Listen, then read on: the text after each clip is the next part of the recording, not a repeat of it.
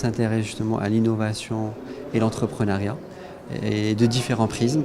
Donc on a invité les membres du gouvernement français et américain pour nous parler des activités qu'ils font en faveur de l'entrepreneuriat. On a invité aussi des gens qui sont très sages pour nous aider à fédérer cet écosystème. Parce qu'effectivement, aujourd'hui, l'écosystème de start-up a besoin de se fédérer pour aller à la prochaine étape.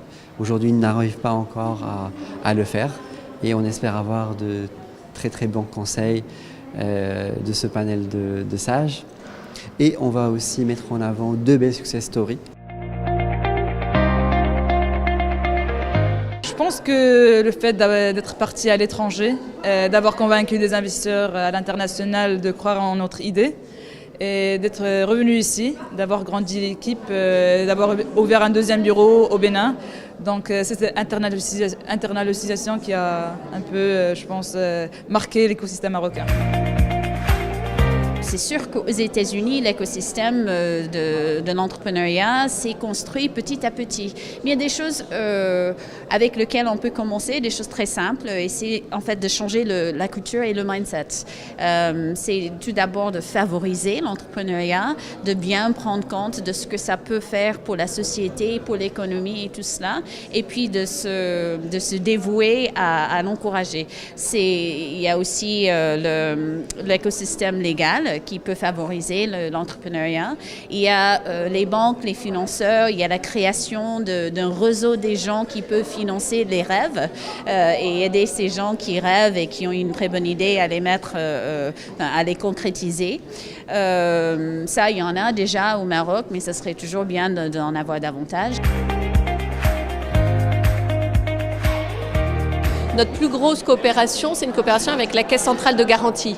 Nous avons abondé le fonds Innovinvest de 40 millions de dirhams, annoncé lors de la dernière visite du Premier ministre le 16 novembre dernier, pour aider la Caisse centrale de garantie à appuyer l'émergence d'un écosystème performant au Maroc.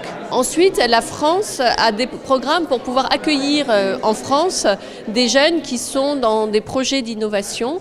Nous avons ce qu'on appelle des concours French Tech Ticket et dans le passé, on a déjà eu, avec la société Helium notamment, des Marocains qui ont pu gagner un visa pour venir travailler en France et développer leurs projets. Je pense que l'écosystème au Maroc est un écosystème acide pour les startups. On peut pas, aujourd'hui, il ne peut pas y avoir d'éclosion de startups avec les lois actuelles. Il faut qu'il y ait obligatoirement un accompagnement de nouvelles lois qui permettent à ces startups de se développer, mais pas dans le même cadre juridique que les grandes entreprises ou les PME normales. Parce qu'une startup, d'abord, c'est aller entreprendre dans des nouveaux métiers, dans des nouveaux domaines, et donc il faut être capable de les suivre.